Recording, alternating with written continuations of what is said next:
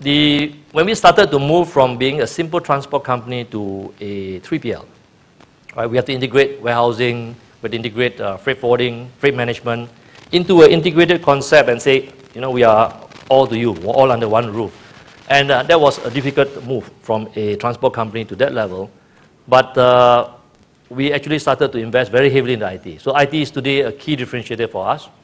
We were the first company, we were the company that actually worked with Dell very closely when they have the Malaysia Direct Ship program, right? So which was very successful. All the notebooks sold in US were actually built in Penang, where we actually were directly involved in that program itself, in helping to initiate that. So these are the kind of things that we do, and IT become a very strong differentiator.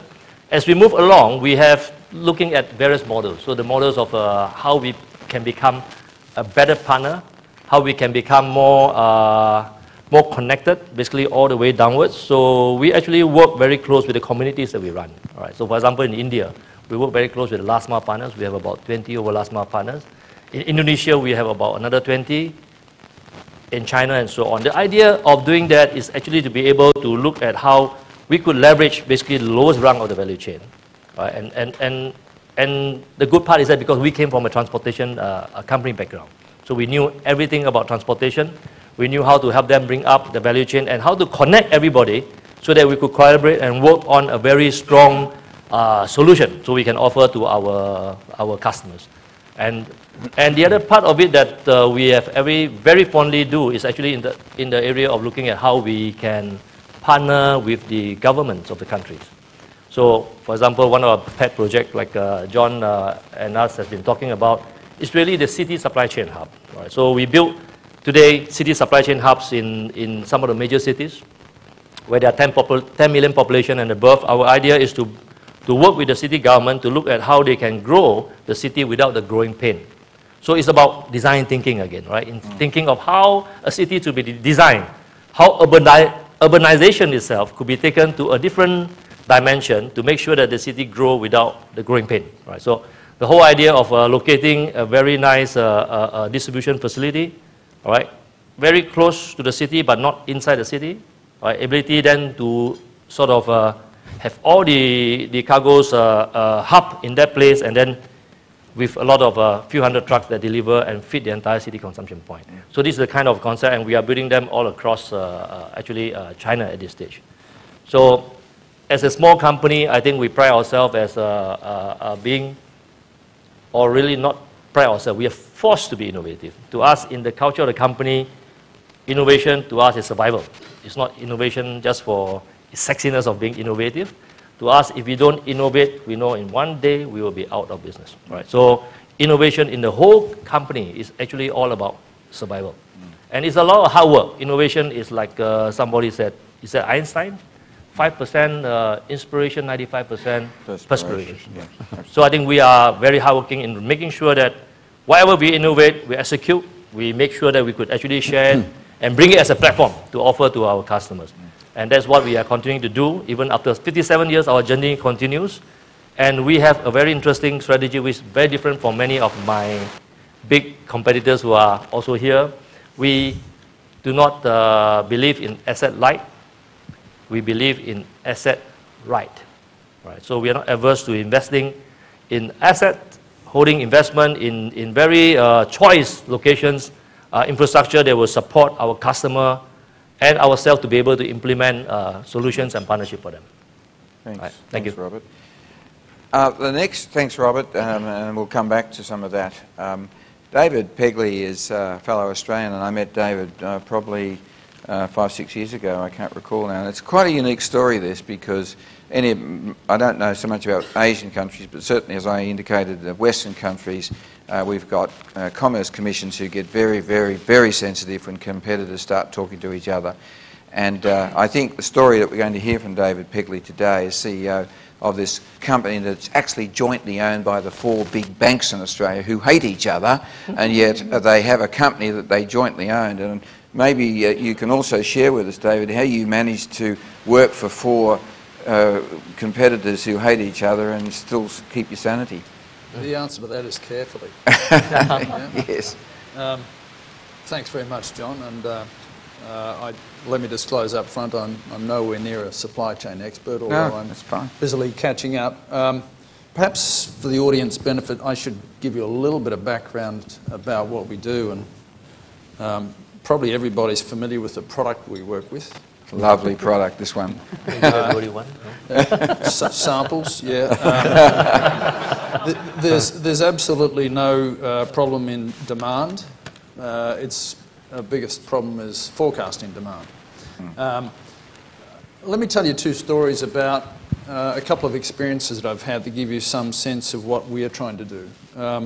I was in San Francisco at the Fed Reserve a few years ago now, and they had a conference, and there was a very senior banker from one of the American banks describing how they'd engaged probably one of you guys as a supply chain expert to improve their supply chain from their Alaskan operations back into continental USA and reduce the number of ships, shipping transport costs, reduce the inventory levels, etc.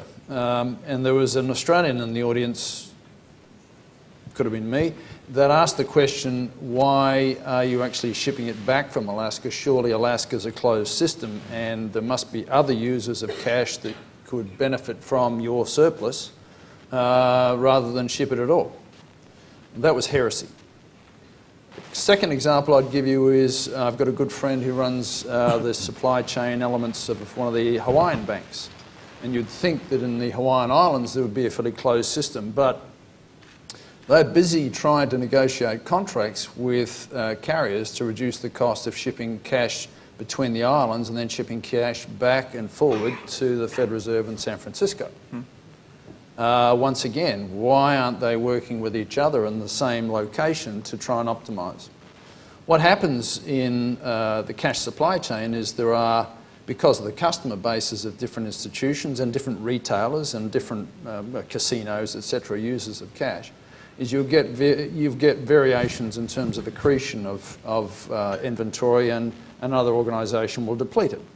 And let's face it, there's not many SKUs. In Australia, there's 11, if I count all of the coin. So it's actually very simple. There's not thousands of SKUs to deal with, and you'd think if you've got one bank generating or one retailer generating, you'd be able to swap that with the other. But unless there is a cooperation and a centre of knowledge, that doesn't work. So the company that John was kindly enough pointing out is now in place for 10 years. We have a model where we have all of the information in the Australian marketplace of where the cash is, where it comes from and where it goes to. Most of the flows work through 4 major banks that have relationships with the Reserve Bank to hold cash on title for them. And all of the other cash users use those pools. And so through our systems, and our business is mainly a technology and knowledge management business, we are able to capture what flows are occurring between the different entities in the marketplace and optimise that by advising, or in cases now, increasingly we're actually managing the service where we are optimising the inventory within a location by denomination, by institution, before we actually transport the cash. It's quite expensive shipping, as you can imagine, because of the security aspects. And the inventory is pretty damn expensive as well. We don't have SIBOR rates of 3.7% as I heard here. And so therefore you want to make sure that you've got a pretty tight inventory management regime. John was also pointing out that our ownership structure is an interesting mix for competitors who are cooperating, shall we say, at least at a strategic level. Once you get down the chain in terms of operational level, definitely not cooperating. So we have an interesting governance mix. We certainly have an interesting role to play in terms of coordinating the activity between the players in the marketplace. But we have customers outside of our shareholder base, so the vehicle is definitely a commercial entity, and we support non-bank activity as well. So we have got a trusted role in keeping that information sacred, and are very careful, to the point John was raising about the Competition Commission, very careful about sharing information between the parties, and therefore we only share any information in the aggregate and protect the asset value or the flows of different entities. So we manage everything from a wholesale vault through to we'll manage the forecasting and demand and replenishment of individual ATM networks. That's where we're at. I just think this is a fabulous model, and you know, I only wished we could have got, for instance, the Australian coal industry, because you know we've got Rio Tinto, we've got BHP Billiton, we've got Xstrata, we've got all these big heavies, and you know they're all competing with each other for capacity on rail, and that creates huge costs and demurrage. I think the demurrage on that one was $1 billion last year. And if we could only get them to understand, if they could collaborate in the same way, that and have a sort of a info centre that held all that information and, you know, managed it all, if they would find a trusting organisation to do that, we'd be in much better shape. We'd be able to take literally billions of dollars out of our coal exports, but we can't get it because people don't want to collaborate, and that's a real problem. Leonor, from Brazil? Well, changing gears a bit from banking to industry. I'm coming from a B2B business, and the way, maybe I will be linking a bit to the previous panel with our experience, and there were questions about execution. And what we used to do in our company, we also generate what we call our own internal crisis. So on top of market volatility, poor forecast, financial, political issues, and natural issues around the world, we also set very aspirational targets internally. And then we link in the entire process, as we have been discussing in the last few years. And yes, it's still there. And just to give an example of what we call aspirational target, it's kind of reducing working capital by 10 times in 2 years. And that puts pressure at the same time in keeping service level above 95%. And I would be glad in having 65% forecast accuracy, depending on the time span that we're talking about. In our business, 30, 60, and 90 days is the normal time span. So when we put those targets and we evaluate them on a comprehensive basis, we also consider that there are no ors. It's not this or that. It's this and that all together.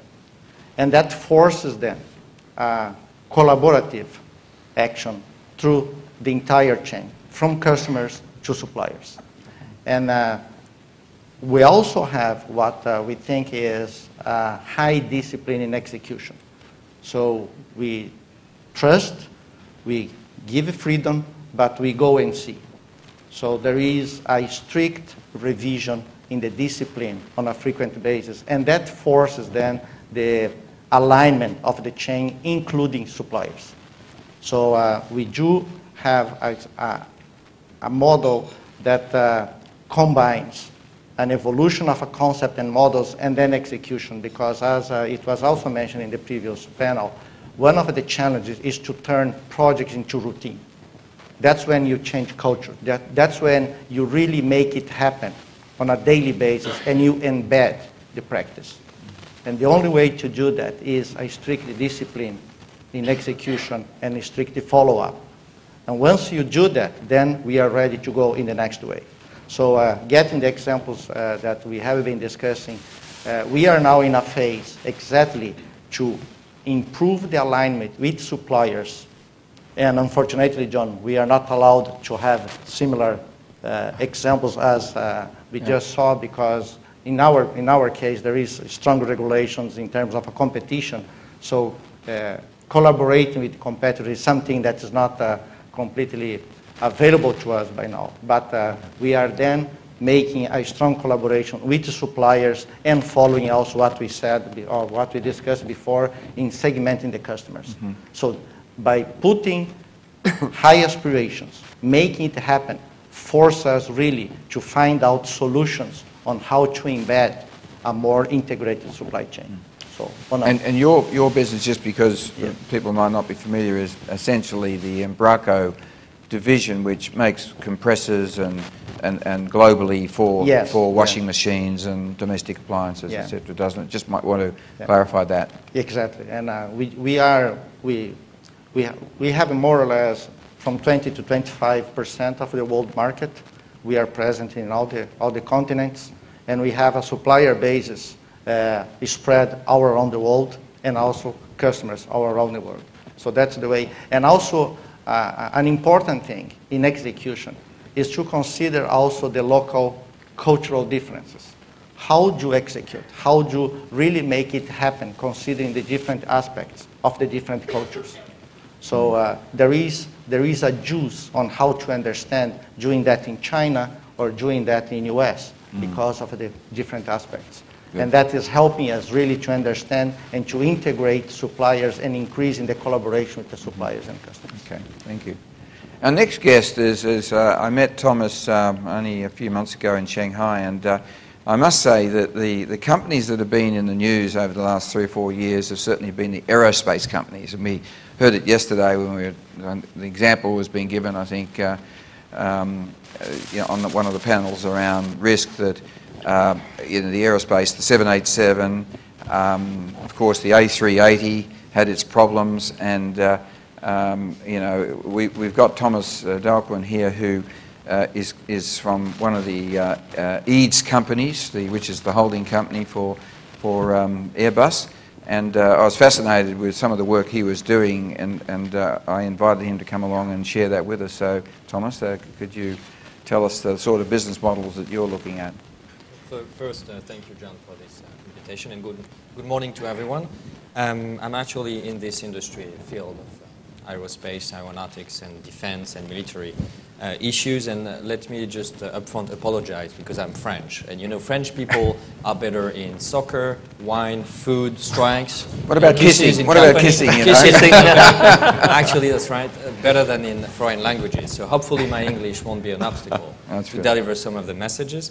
But, well, first, as an introduction and a bit of teasing, because I won't go into all the case study immediately, but make it dynamic. And just want to say that what drives me to this new business model requirement was the word we've been using something like 3,847 times in the beginning of that summit. This is the word complexity. We've been all using the word complexity as being some sort of punchline all the time. Complexity, complexity. This is right. There is a current complexity. And good news, the upcoming complexity is even greater. So the big question in our company and in any companies is how to address complexity. And of course, it requires to build and think about new business models. And coming from aviation industry, complexity is in the product, of course. But as a European company, it's also and mainly in the business environment. No need to push the analysis very far to say that Europe is not completely aligned in terms of political affairs. And I think of sending a couple of your books, John, to European Union, maybe we'll do a better job. They'll disband it, I think, after they've read those. But the thing is, we have an issue here. And there's a need for a new business model also because, sorry, but the previous model somehow failed to address part of that complexity. And I have to say that maybe some executive failed at addressing the complexity. And it's easy for me to say that because I'm not an executive. So that's fine. I mean, I'm among this category that you mention all the time, the people. You know, the people that, I heard this sentence, the people that work for me. Well, I'm a representative of these people, you know. So I have a couple of messages to address, and I think I'll be a bit provocative, of course, because there is none of my executive on the panel, so that's fine. But that's a bit of teasing. So I will refer to some of our case studies, some analogy in our business world later on. But again, it would be around this new business model and what should be, for us and for me personally, the new leadership style for the next generation. What is the role of the people, these people inside your companies? And finally, what is potentially the new language we need to all develop to address the complexity. Thanks, Thomas, and we'll come back to some of the specific examples a little later, but I'd like now to introduce Jeff Boehm. Jeff, I've known for a number of years, and Jeff is the SVP in Asia Pacific, and of course you're another type of third party, aren't you? You know, you're not a 3PL, but you're a third party something, you know, because Manhattan Associates, you know, delivers some of the peripheral systems, etc., that help supply chains work. So from your perspective, what new business models and what new things are you seeing out there, Jeff? Yeah, well, thanks, John. What I was going to share a bit about was our experience specifically in retail. And retail right now has a very disruptive environment where you have online shopping, mobile, a variety of technologies. And if we're all consumers, and we all know, and in retail it varies whether it's grocery or convenience, luxury, fashion, but all the retail community right now is really under fire and having to become the term omni-channel. So the new business term that you're using in retail is it's no longer online home shopping, e-fulfillment, .com, multi-channel. Now the buzzword that the retailers are using is omni-channel. And the challenge is, if you've ever been involved in supply chain, it's difficult enough being supply chain in retail. It's a very difficult spot. Not a lot of respect. You have buyers and the promotions happening with generally disregard for supply chain, and then you have the stores basically complaining that the supply chain is too expensive or can't meet the service levels. So it's a very difficult spot, and now suddenly you're adding a new channel, direct to consumer, you're adding new channels geographically, your range is getting broader. It's a very tough situation. However, the good news for supply chain is it is getting more visibility in retailers, and over the last number of years in Walmarts and Tesco's and various retailers, even in luxury segment, are getting rewarded for having leading supply chains. But the biggest thing that's going on right now is, and I was going to show a slide from Apparel Magazine that said, "Meet your new boss." And it shows a young girl with a credit card with Facebook, Twitter, and basically the new consumer now wants to be able to basically browse anywhere.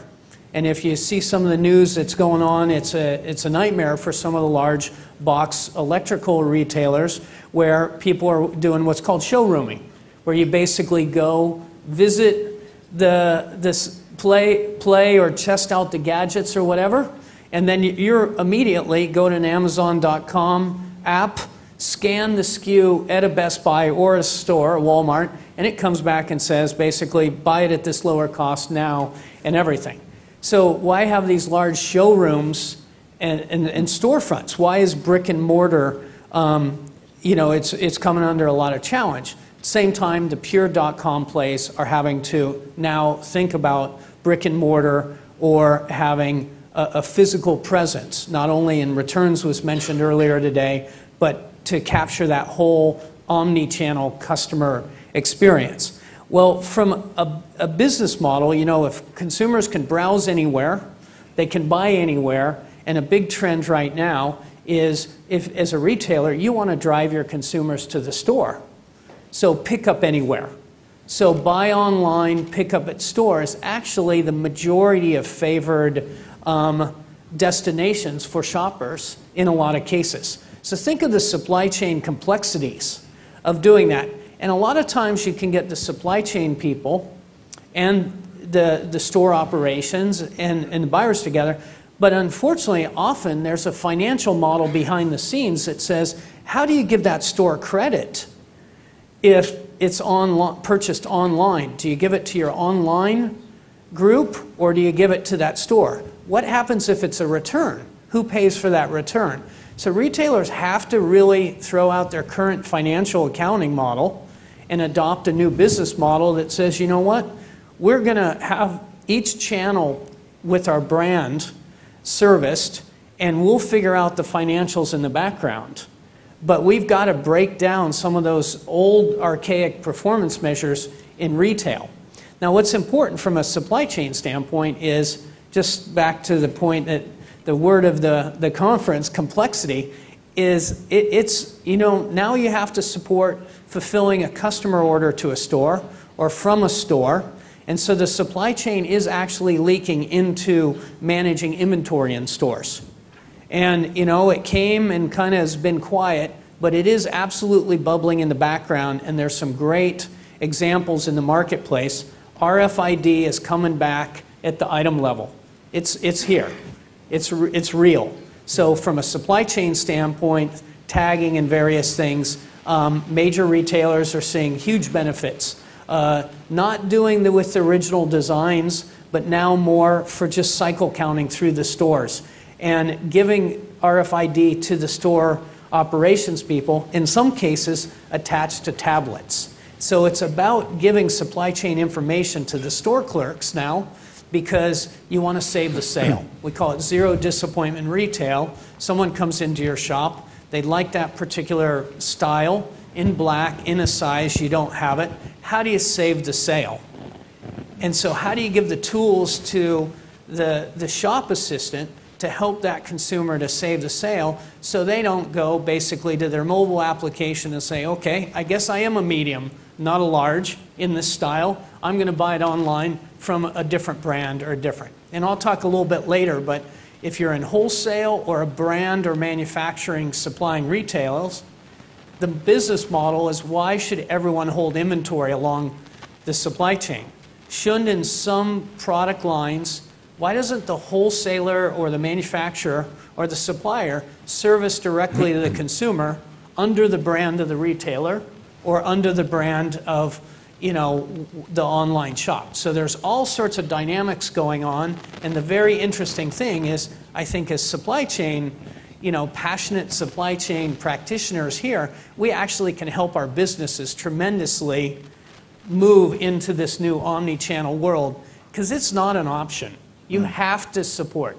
Having a .com off-parked with a different department, maybe it's your largest selling store. Retailers often today look at their online as a store, and they compare or do comps against the other stores. You can't do that. You really have got to integrate your total model.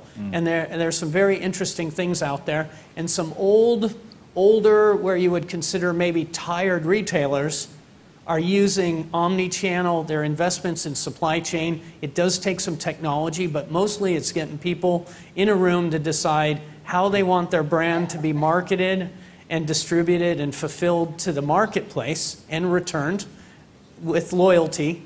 And so it's some very interesting opportunities for us. Well, that's certainly very interesting, and we'll have Scott Price here from Walmart tomorrow, so maybe we'll ask him a few questions about what Walmart's doing in this part of the world.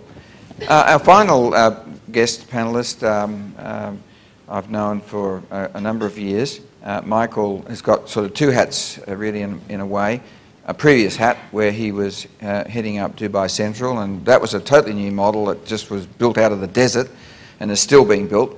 And he's going to comment on that. But more importantly, I think he's also on the global advisory board of Ashia, which is an Indian-inspired entrepreneur who, Ajay Mittal, who is building a whole new infrastructure in India to get around some of the sort of poor infrastructure which could well hold India back. So, Michael, I'll be very glad to hear what you share, what's happening there in India. Okay, thank you very much, and good morning, everybody. There's been some very interesting and insightful observations over the past day and a half. I think we've talked about agility, flexibility, responsiveness, and quite a bit's been discussed about asset light. I'd actually like to put the whole different perspective, which is to talk about infrastructure. Because it's all very well everybody moving to an asset light model, but within the supply chain there is an urgent need for good, high quality infrastructure, be that airports, ports, roads, warehouses. And I've actually been very fortunate, because I think that there's another factor that I think we touched on yesterday, but it's about visionary leadership. And when I left Deutsche Post, I was very, very fortunate to be offered the opportunity to go on the board of Dubai World Central, which is the new airport being developed in Dubai. and to head up Dubai Logistics City. Now, you may say, okay, Dubai, lots of money, and it's no problem. But what was really interesting was that when I met Sheikh Ahmed, who's the head of Emirates and the head of all the aviation, his explanation to me was that here we're looking at a 50-year vision of what we want to achieve. Not next 5 or 10 years, but this is very much driven, and the value proposition was very, very strong. It really revolves around the growth of Emirates, which I'm sure you're all aware is growing very, very strongly. But Dubai International has constraints. And unless you start knocking down parts of Dubai, then Emirates is going to reach a peak, and Dubai International is going to reach a peak. And there are competing business models, as Etihad and as Qatar. So actually developing the new airport was very sensible and very required. And from the logistics city point of view, it was really about creating the integrated value proposition for customers, the port, the airport. And the airport is actually, as John said, 140 square kilometers in the desert. And the planning eventually was for 160 million passenger capacity. So a very sizable project, but with a very clear value proposition. The financial crisis has slowed things down, but it is on the move now. It is operational. Last year, the airport handled 86,000 ton of cargo in a 9-month period. So I think that that's moving ahead. But I was very impressed with the vision and the clarity that Sheikh Mohammed and Sheikh Ahmed showed. And again, I was then very fortunate to meet Mr. Ajay Mittal, who's the chairman and managing director of Arshia. And I can remember when we first met and we discussed his concept. And actually a very interesting concept. But I think if we just stop for a minute, let's think about India. I'm sure most of you here either have business interests or have had the opportunity to travel to India. Strong growth. I don't think there's any doubt about that. Slowing down at the moment, but so is the rest of the world. GDP expected to increase fourfold to 1.6 trillion by 2025. So a rapid expanding economy, a large population, 1.2, 1.3 billion people, but growing quite significantly with another 40-odd million coming into the workforce by 2020. So here you have an economy expanding. You've got a middle class, which McKinsey estimate to be almost 600 million by 2025. What's the States? 300, 320 million in total? Europe's about 700. This is just the middle class. So India is an economy that cannot be ignored by anybody. However, it's not all rosy, as many of you know. We heard from the Permanent Secretary yesterday that Singapore is number one on almost every check that's ever done in quality, in delivery of service. India, in 2010, ranked 134th of 183 countries in ease of doing business. So if you want to go in and you think it's going to be easy, forget it. In terms of transparency, 87th out of 178. So, yeah, not brilliant. Complex tax structure. I think recent events like Vodafone seriously set back the investment community. But I think that you then come on and you look at the logistics. Logistics costs are estimated to be 14% in India against a norm of 8 or 9%. Staggering. Think about the waste there. You then look at a country which is actually split into states. And it's just like the old Europe. You go from one state to another, you've actually got to go through the checkpoint, you've got to have your papers stamped. It's reckoned that there's $2.5 to $3 billion a year of fuel spent at the state borders within the same country. General service tax, general sales tax will actually take that away. So containerization is low. India handled 8 million containers last year in India. Dubai alone through Jebel Ali handles 12 million. Singapore 24 million. So here you've got this massive economy, but the infrastructure-wise, on the roads, the ports, congestion. And yet, there's this massive opportunity. So the question is what to do about it. we have a clear lack of infrastructure. The government have recently announced investment into roads and ports. I think we now need to see that fulfilled. So I think historically it has not been great. So Ajay Mittal came up and he said, okay, I can clearly see the need for free trade zones in India. There weren't any. So I think we should develop free trade zones. But if we're doing that, there's also the domestic economy. We need distribution parks. And then for the clarity of the business model, we need to put this with an inline container depot. And then given India, and given the, India is very well spread. And so what you actually need is to link it by rail, because you are traveling long distances with volumes of cargo. So linking all of this infrastructure by rail was a very clear driver. But it wasn't just about we will build it and they will come. It was about going out, and it was about understanding what was needed to be developed. What was happening in other parts of the world. Who were the best providers of services? Who were the best suppliers? Talking to the customers, what did they need? I think really, as this has been pulled together, the business model became clear, which was it was going to be 5 key centers, 5 key hubs: north, south, east, west, central.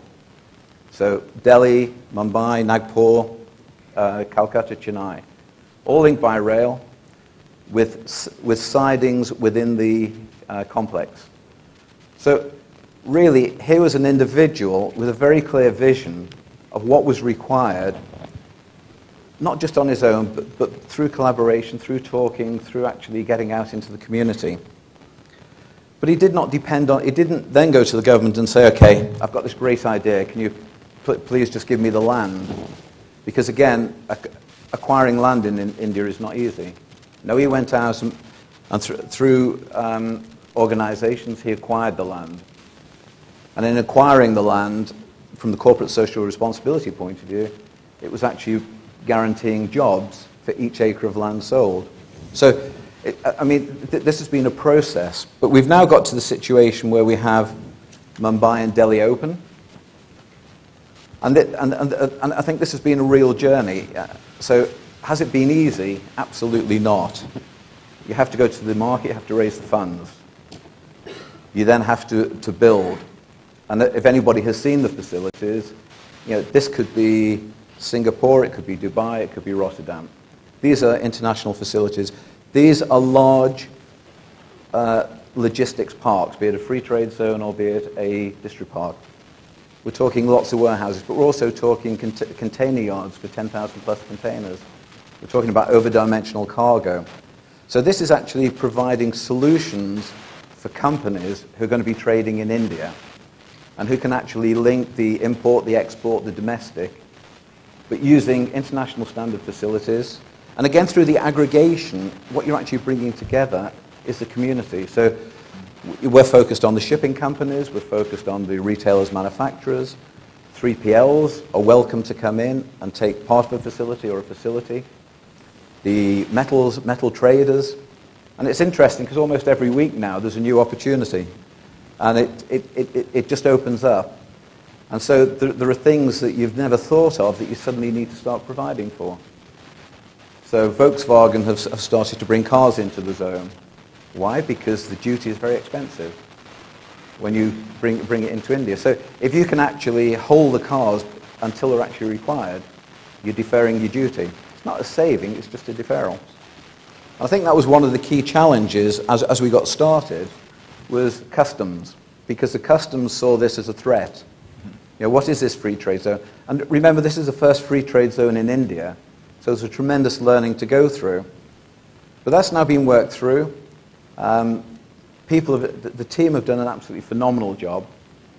But again, I think it just brings back so much of what we've been talking about. There is a real clarity of purpose. You've got a visionary leader, a very clear clarity of purpose. Everybody knows what's required, and everybody has to work to deliver that solution. It is now taking off. It has taken a while because we had to work through all of the issues. But I actually was very amused yesterday watching the, if I can find it, watching the presentation by Michael on his key facts on SpaceX. When I looked through it, it was vision, fresh thinking, simplicity, nerve, efficiency, focus, precision. And when I think about what has actually been achieved through one man's vision, I can actually tick all of those boxes. And whilst it's not a space rocket, I think the provision of quality infrastructure, be it airports, be it ports, is absolutely critical as we look to the new future supply chains and how they're actually going to operate. Yeah. Thank you. Thank you, Michael. Yeah, I mean, when the racetrack, as it were, is completed, it is going to completely leapfrog the problems of road in India, because I think it's going to take, in my view, 30 to 40 years to get road structures up. Here we've got rail, so now what's the time you can go between, say, Mumbai and Delhi now on train?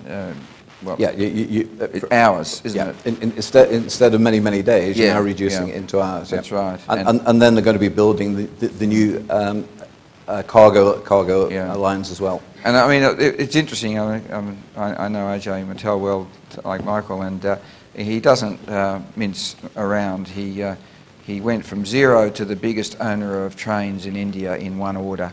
He ordered 75 trains in just one order. He's having problems with Indian Rail, who own the locomotives, but I'm sure he'll sort those out. There's still a bit of that old monopoly, and I think he's taken them to court, hasn't he, about practices. We took Indian Rail to the Monopolies Commission because they were trying to do some interesting practices to try and make it difficult for the private operators. Yeah. But that case has been decided in our favour, which is good. Exactly. He's met his match, I think, because, again, like Robert in Singapore, Ajay Mittal has the entree into the higher echelons right through to the Prime Minister in India, and I think if you have that sort of entree, you can crash through those barriers. But just to give you a little bit of an idea of his persistence, to get the, 150 acres of a contiguous land in... That's in Mumbai. In Mumbai. It's 350 in Delhi. Yeah. 150 acres, 3,000 farmers, had to actually buy off every single farmer. And if you recall, there was a bit of bad press a few years ago in one of the big, about automotive companies and companies buying off land, and then the land going up in value and the people feeling very poor about the fact that the land was now valued at 10 times what they got for it. He got around that problem, as Michael said, by literally offering them jobs for life and their families and taking care of that. And I think that's the sort of guy he is. So look, that's just a little taste of the sorts of spectrum of new business models out there. And I'm going to throw it open now to the audience. I'm sure you've got some stories yourself. Yes, Genevieve? Canada?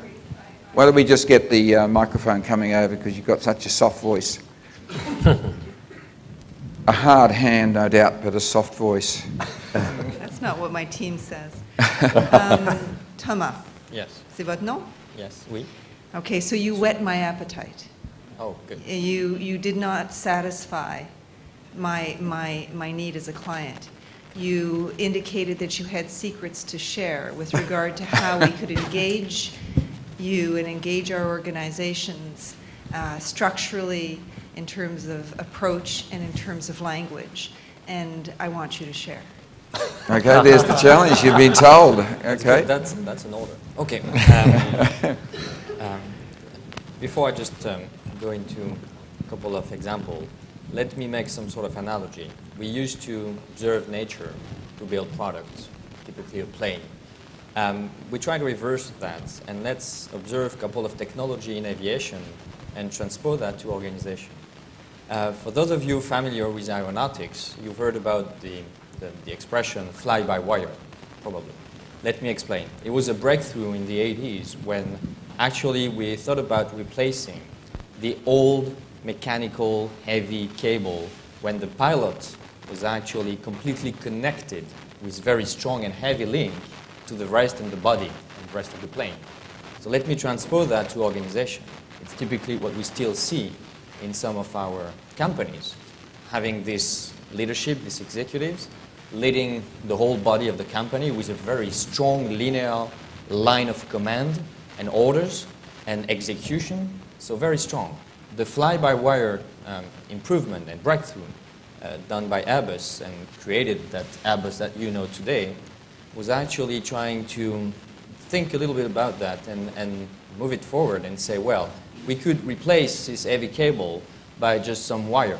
And so today, in most of the plane you fly on, you have electronic signals sent actually by the pilot to the rest of the plane.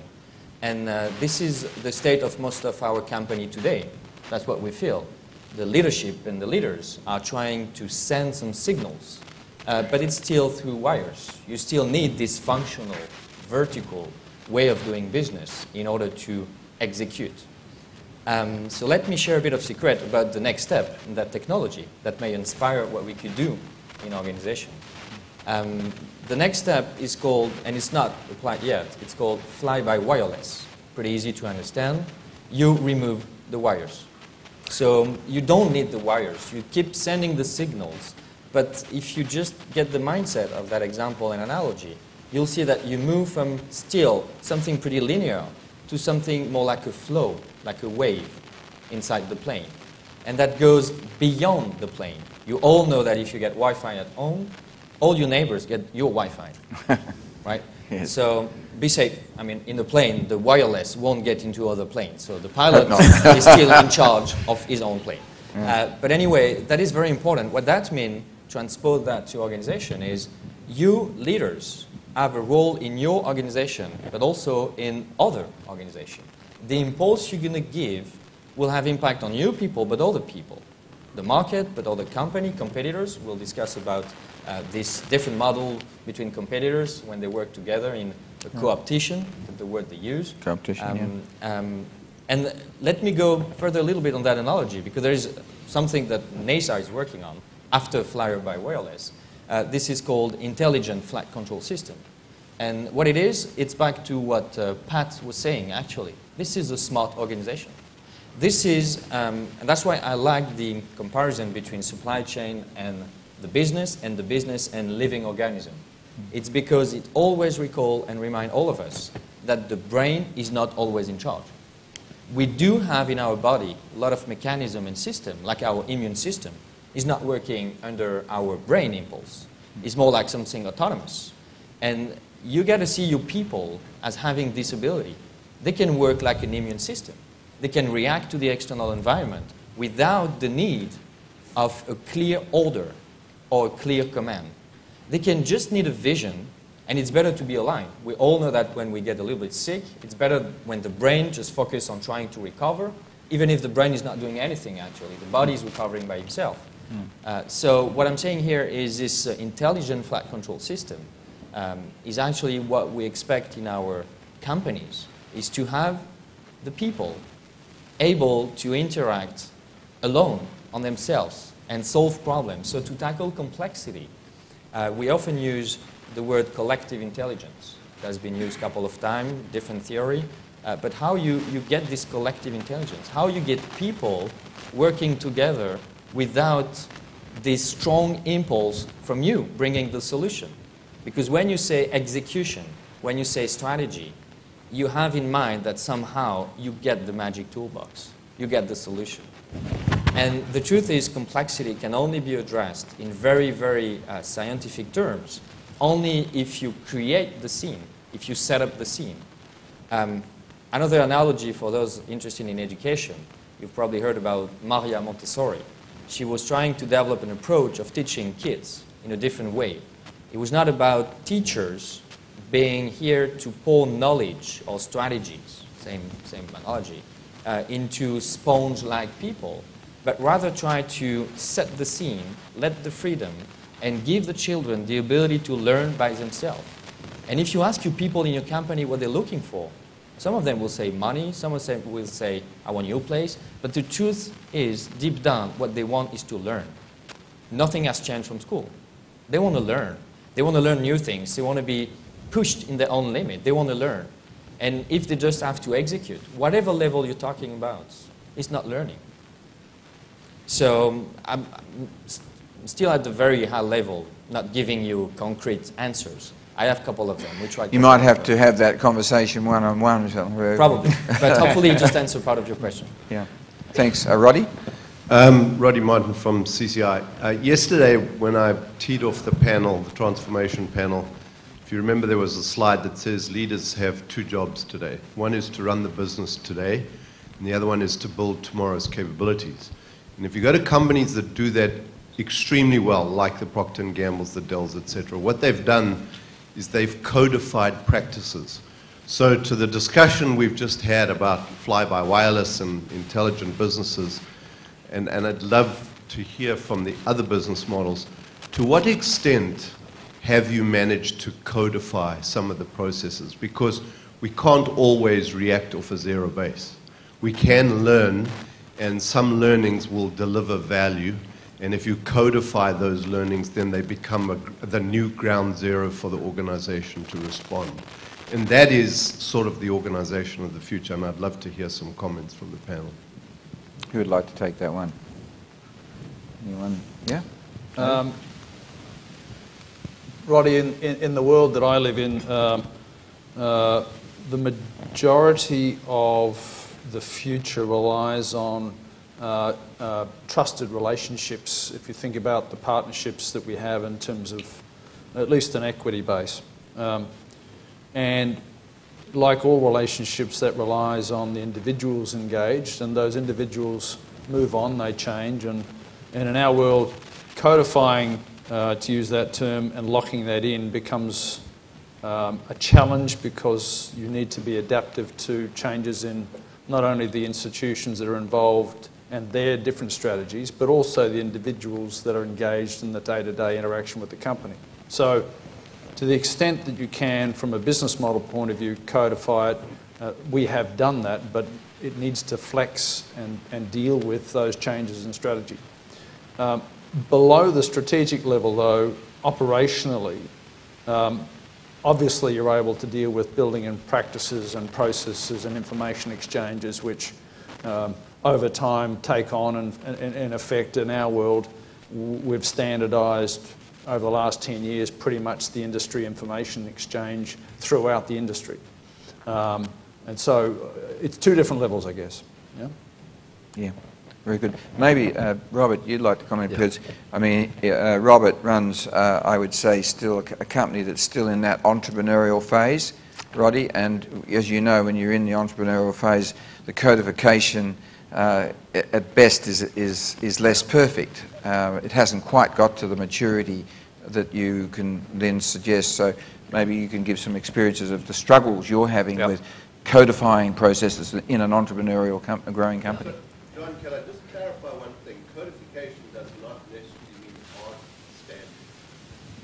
Well, it means there are standards that are delivering value, but it's codified ways of working rather than the kind of codification. Yeah, it means things that it's repetitiveness. You've got to be able to repeat them in some sort of way. Well, maybe I just give an idea of how we overcome that. I think as we grow, replication of our best practices is always an issue, right? So when you run a good operation, for example, in Singapore, how do you replicate that as you grow, right, with other customers here and there? So there's challenges. But what we have actually done is really create what we call centers of excellence. So we have center of excellence for intribution, where we are one of the forerunners in doing BMI hubs across the region. We also have a center of excellence for intribution, basically a fulfillment or distribution operation. So what we do is that we build what you call the best practices, right? So that represent the centers of excellence. And we create what we call wing teams. Wing teams are members in every country. We have 4,500 employees across Asia, right? So we have a lot of volunteers. Our wing teams are really the commandos, the people who are ready to go at 24 hours notice, anywhere across country that we operate, right? So these are the teams that are there, and we did that mainly also to create the kind of a feel among the organization that these people are probably the best that we have operationally, and they are all willing to fight a war. When there's a war or when there's an opportunity somewhere, boom, they're ready at 24 hours notice. And the other part of it that we did is because these people are normally the leading people inside, and when they become a member of the Wing team, then they have to make sure that if they leave in 24 hours, who's going to run their part of it? These are not extra people that sit around do nothing. These are operational people, the best of breed, that are willing to really push themselves ahead. So it creates what we call an organization where you then ultimately have to make sure that they have the next in line, ready to fulfill their day-to-day operations while they go somewhere, right? So these are the kind of things that we created, and we find that working very well. Our Indonesian operation, for example, we have about 500 to 600 trucks delivery every day. And that operation itself is really a center of excellence for our fast-moving consumer goods operation. Right? Today we are implementing what we call the last mile solution, where we connect basically to all the thousands of points that we distribute all over, and we have information in all the area that we know exactly what it is. What we're trying to do is really create a platform, not just a center of excellence, a platform where my other customers basically can actually ride and then reach the whole of Indonesia in this case. Right, so we are replicating that across to many other countries in India, in China, and so on. Yeah. Okay.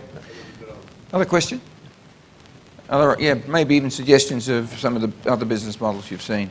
Thanks. I guess to the whole panel, what I hear you talking about when you're talking about new models is a homogeneity.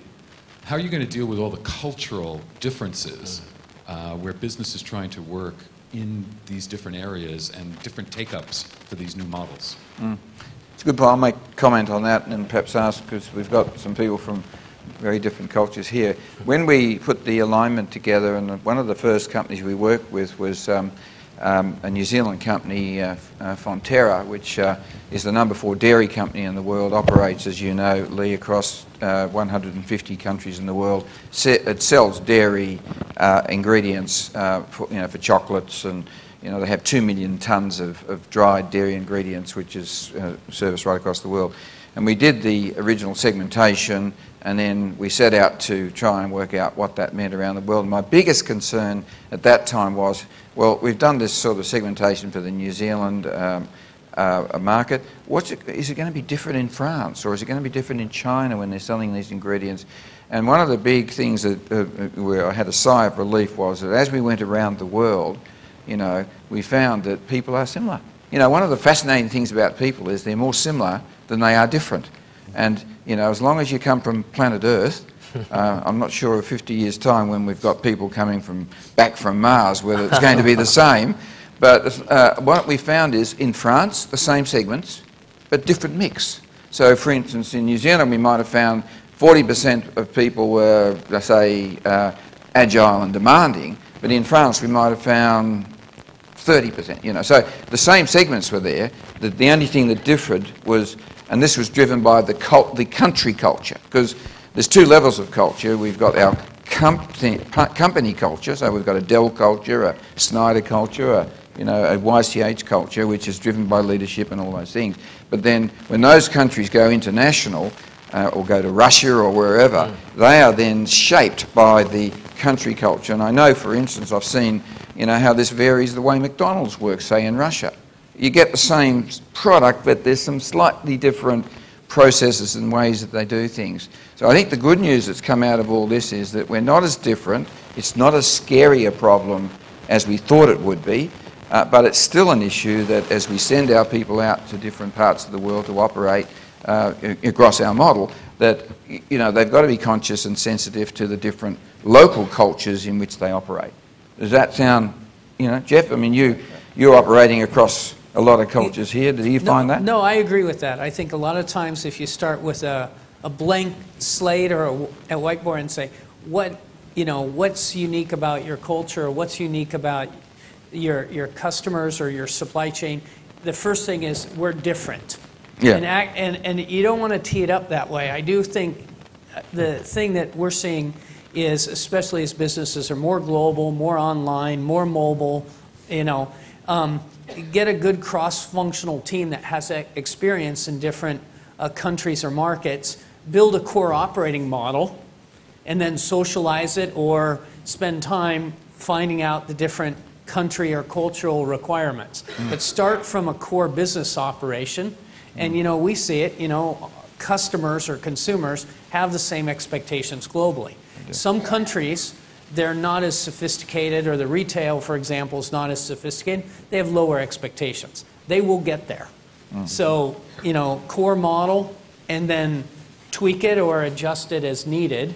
And then you can group customers together or countries together that have similar. They may be on different places of the world. And one of the innovative business models that's still proven now is some companies are, you know, no longer is it, for example, EMEA or APAC as an example.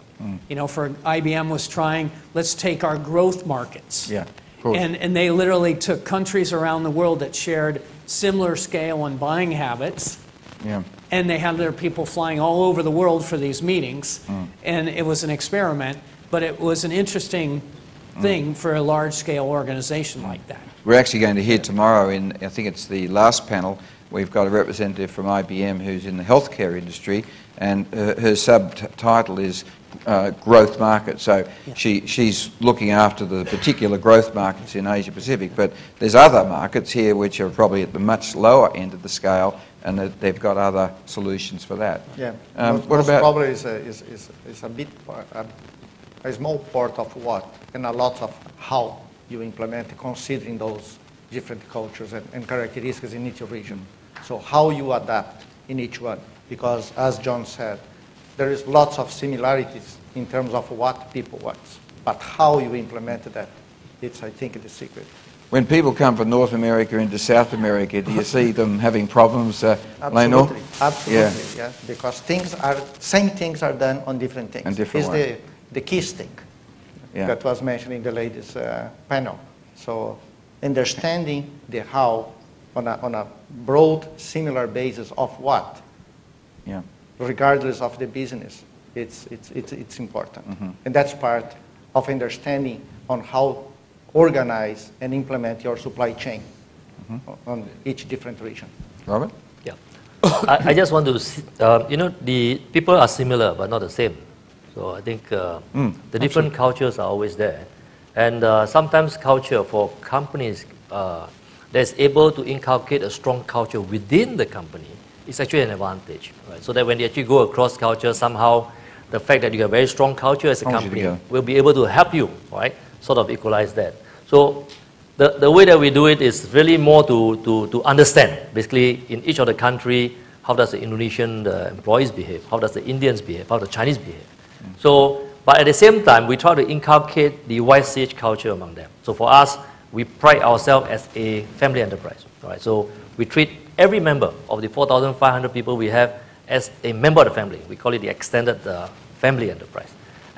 And we actually believe in that. We're very strongly believing in that. We will not hesitate to help somebody in trouble within the company, even though at the expense of their own KPIs. I think this is something that we encourage, because sometimes your family has a problem, you will go and help a family, right? Even though it is somebody else's KPI. So this is the kind of a culture that we set as a company. So we will not hesitate to help you as long as you're part of the family. So these are the kind of the things that we thought is good, because then we try to sort of balance basically the kind of a conflicting differences between culture, because then they look at the company as one culture and try to then make the differences closer. Right? That's the only way that we can get a kind of a single team, right, to work coming from different cultures. And the fact that we did this wing team or missing around people is also to create that. So we show that the people of different cultures, a Chinese, an Indian, and an Indonesian can be part of the team to go to Thailand, for example, to execute that. So a lot of people will say that it's going to be a disaster. But we have very good experience in doing that. Of course, we make sure that these people have the right kind of attitude before we bring them there. And they will work with the Thai, stabilize the operation, and move off and let them run after that. So these are the kind of the things that we do as an organization, realizing that culture differences is a very key factor, a very sensitive factor to play. Yeah. We want the different cultures, and in fact what Rob was talking about there, I think, is the company culture, which is the values of the company, honesty, integrity, and so on. But just superimposing over the top of that, the other complication is that when we start saying we want agile supply chains here, or we want lean supply chains, or we want fully flexible supply chains, we have to build a little bit of a subculture on top of that, those values, so that we can, because otherwise you're asking people who have got a lean mentality to deliver an agile response. And that's been the problem with the one-size-fits-all supply chain. It just doesn't work. And the only reason we got away with it is there was enough growth in most of our markets to hide everything. But now we're all exposed because the level of the lake has come down and it's exposing all the crags underneath. Any other questions out there around? Yes, John? Yes. A question to Michael in particular. I think it was great to hear about you and the work Ashray is doing on the infrastructure. It's a pity being from India to see the potential and know what's holding us back from going further. Very specific question is when you, in these early stages where it's largely driven by a vision of a leadership team, what are the challenges you've had in attracting people and talent to work with you, to buy into this vision and, grow? Good question. Yeah, it's a very good question. I mean, and we're talking about culture. I mean, I've been on a cultural journey over the last years. Having been logistics director for Danzas, it was actually interesting because I had a global coverage, but you're never really in a place for too long. Having lived in the Middle East, that was an interesting culture shock. And then actually now dealing much more with India, again, there's a new way of working. So I think culturally, I actually totally agree. It's company, but on that, you've got the countries. In terms of our share, I think, again, what you have, and India's got a number of examples of visionary entrepreneurial leaders, okay? And these are very driven individuals, a very clear vision, know exactly what they want. And attracting the talent is not difficult, okay? Because when you actually meet the man, you understand the vision, you see what's actually being developed, it's actually relatively easy for people to say, hey, that is exciting. Because it is new, it's dynamic, great canvas to play on. Fulfill it, actually meeting the expectations and the delivery are difficult at times because it is such an evolving organization, it's a dynamic organization. It's growing, but it's growing in complexity. It started off and it was view 1, but now that's expanded probably by about a factor of 20, and I would think in another 12, 18 months by another factor. So attracting the talent isn't easy, but making sure that everybody's on the same page and actually bringing in talent that understands the need to be flexible. Now, I'm talking really now the senior middle management. When we come down to the execution part, we want people who actually fully understand, buy into what the company's doing, but you've got a specific job to do. And we are expecting a number of picks and all of the other things that go with it. Truck drivers, a number of trips per day. So it's been actually a very interesting journey. So attracting talent, I don't think is really a problem. We have taken in a large number of MBAs, and I think that was very, very specific to bring in that, I think year before last it was 64 MBAs brought in, and they go through a training program, but again, you're bringing in a lot of talent and a lot of individual dynamism. These people have just got their MBAs, they're looking to change the world. They need managing, but you actually want to harness that energy. So has it been easy? No, it hasn't. And there has been some churn, obviously, because not everybody fits into that environment. But I think where we're at now is a much more stable management team. I think there is a clarity. It is hard work, okay? Just by the nature of an entrepreneurial leader, a visionary, and actually the speed of development that's going on. So if you're looking for a 9-to-5 role, it's probably not the one for you. But if you really want to be a part of that journey, and effectively, I think we do use the word for India. It's a game changer. If you want to be part of that and part of that exciting journey, it's a great place to be. Any CVs, just pop them through. Yeah, I think the short version of that response is that boy, it's tough working in an entrepreneurial business. It's taking a lot of risk, and I think you've got to be an independent thinker and And there's not too many people sitting around telling you what to do. You've got to be prepared to do that. And that's why you always get a lot of churn in that environment. But as Michael said, it's now starting to settle down because it's becoming quite a big business.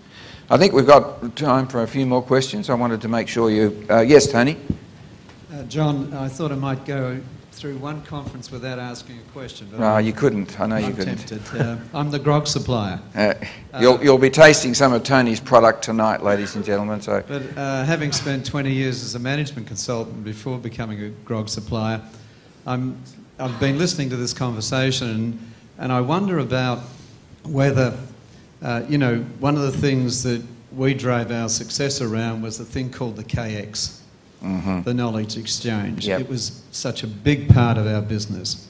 And it was the way, in addition to education and training, we really translated new experiences around the world very, very quickly through the knowledge exchange. And I wonder whether in the world of complexity we're talking about today, whether the panel members have a view as to whether the KX might be redundant or whether, in fact, it might be even more powerful today. yeah, good question. Has any of our organisations here got a knowledge exchange where you literally sit knowledge on a database and make it accessible to different people? It's absolutely more powerful nowadays. It's, with the speed things are changing, with the speed knowledge is being developed, and with the need of aggregating knowledge. So I think there is a even higher challenge in building up a learning organization and not, as we used to say, a forgetting organization, because changing knowledge on a frequent basis is very easy. And then going to the codification issue that we were discussing before, how to keep a growing knowledge without destroying knowledge at the same time and losing the capabilities of the organization. So it's even more important, it's crucial, absolutely. What's your experience, Jeff? Yeah, it's interesting. We've gone through an evolution. So we've used basically shared drives of information and encouraging people to push the information there for people available so you can inquire about it. And what happens is around the world with mobile, that's a bit awkward. And also, it's so structured that it doesn't solve a lot of people's needs. So over the last year, it's been a big push internal. It's basically a social, we use Yammer internally. And basically, anyone can ask any question globally to any employee. And it's like, hey, has anyone struggled with this? I got a customer issue. Or, hey, has anyone done this? It goes out, and you can select where to send it. And then, as that's answered, that becomes structured in a knowledge base. So it's unstructured, structured, and it's quite powerful. I mean, as you start going, you see a lot of noise on these requests, but it's very powerful now. Yeah. We call it KFM, which is actually Kung Fu Masters.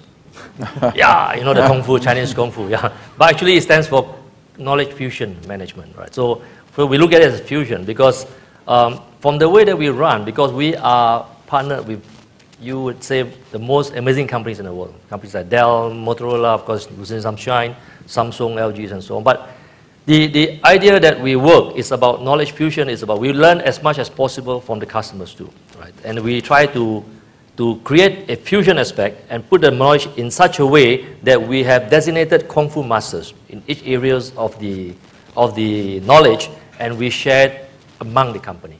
Right. So this is one of the way that we do it, and we are very much a IT-driven company.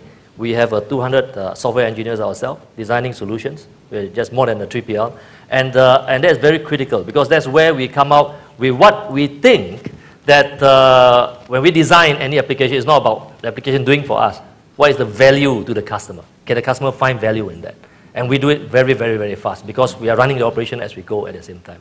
So there's the other advantage. And knowledge fusion is one of the key drivers within the organization. So we have certain people who are almost there, just really looking at knowledge, how to fuse knowledge, how to share knowledge within the organization.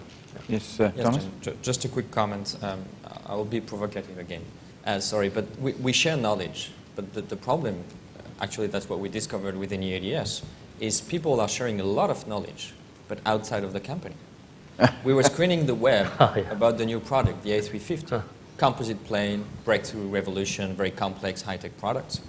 And by screening the whole web, the forum, and all the media, we discovered that our engineers were interfacing with other people, passionate people, people from the public with a bit of knowledge of mechanical engineering, and they were sharing a lot of good ideas. They were not sharing inside the company. So back to this new language issue, there is an urge for that new language because people want to share knowledge, but somehow they don't do it where they should do it, which is inside the company. And we, as a global system to manage that, we fail to recognize all that knowledge sharing. So again, as a message to the leader, you have to somehow work on pattern recognition, the ability to see from where you are what things are going inside the company and outside and bring value back to the company. So, well, EADS created something called Think Bank, which is equivalent of think tank, and the idea is just to pour information into a system, but cannot really answer the true question. I mean, back, I think when Tony's referring in the early days of Andersen Consulting, it was the platform was a Lotus Note platform, wasn't it? And I would attribute the success of Andersen and then Accenture gaining a whole, effectively 10-year gain over all the other competitors in that consulting field simply because of that knowledge base. I think that no one else had it, and then they tried to copy, but then Andersen and Accenture are already 10 years ahead, and we did share it within. We probably didn't know how to share it outside in those days, but you know, you've got cleverer people now who can do that. Okay, I think we've probably had enough, and I know people want to make a bit of a run for it, and we've got some really important activities this afternoon. Look, I just say this, and again I'd hark back to a little message I just used yesterday. I am very heartened by the research at MIT, Sloan and other places now that are starting to tell us that the focus of chief executives on looking for new business models is about equal to their focus on just improving their existing model. I think if you go back 10 years, it was all about just improving our existing model, and you know, that other stuff was too far in the future. I think that's the way forward. I think we've got to work in parallel, haven't we? We've got to continue to operate, and as Debbie said this morning, on our existing algorithm, maybe our heuristics, change them and make sure we've got some good frameworks and keep going there. But over here, we've got to really be looking for those new business models which are going to work in parallel as part of our portfolio. So I hope that the audience has got some ideas out of that, and you can keep those thoughts in your head. I'm going to thank my panel now for a great effort and ask Ralph to come up and give us our marching instructions.